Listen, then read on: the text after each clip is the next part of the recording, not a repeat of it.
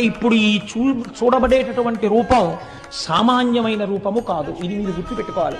శ్రీకృష్ణ పరమాత్మ విశ్వరూపాల్ని అనేకంగా చూపించారు. మహాభారతంలో ధృతరాష్ట్రుడికి కూడా కళ్ళిచ్చి ఒకసారి విశ్వరూపం చూపించారు.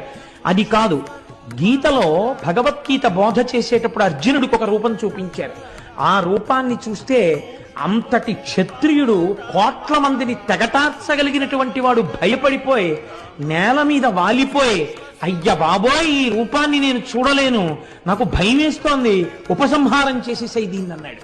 ఈ రూపంతో భీష్మంచ ద్రోణంచ జయద్రథంచ వీళ్ళందరినీ నేను ఎప్పుడో తినేశాను, నువ్వు నిమిత్త మాత్రం భవ సవ్యసాచి, నువ్వెవడే చంపడానికి, చంపుతున్న వాడిని నేను, చూడు ఎలా చంపేస్తున్నాను అని చూపించాడు.